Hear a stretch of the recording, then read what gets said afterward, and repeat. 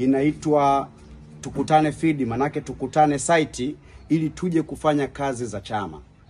Mimi naamini ili tuweze kufanya shughuli hizi za chama ni lazima tuje kwa wanachama.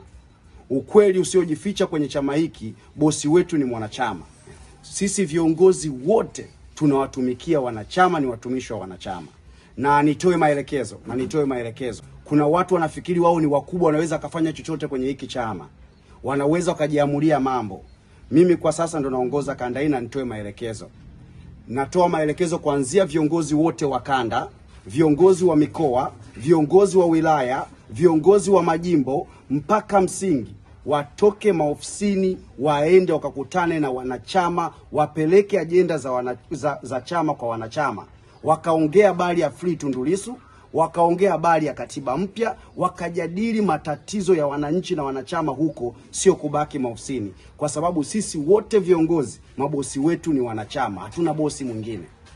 Sasa kama tunaweza tukatoa maelekezo na kuna mwingine hapa katikati anaamua kufanya anachojisikia yeye, hiyo sitamvumilia mtu yeyote kwa muda ambao mimi nipo.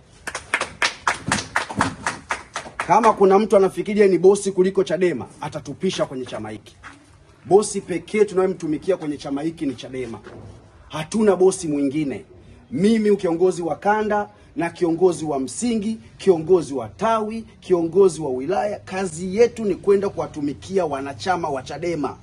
Hakuna bosi wetu mwingine zaidi ya chama. Kama wanafikiri wana bosi mwingine nje ya Chadema hii, watatupisha wakamtumikie huyo bosi wanayemwamini. Kwa sasa tutatumikia Chadema ili wa chama chetu kilivyo. Hata kama tuko wawili, nitakwenda nikawaone hao wawili tukajenge chama. Hata nitakuta watatu, tutaongea huko. Lengo letu ni kufufusha matumaini ya Watanzania.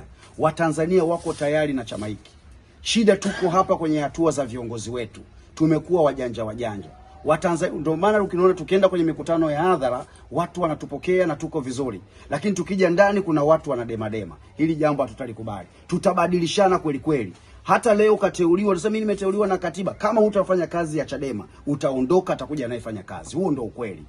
Tusidanganyane bila kupepesa macho. Sasa nikasema nije na timu yangu, tuje kujionea. Moja ajenda yetu kubwa ni kukagua uhai wa chama.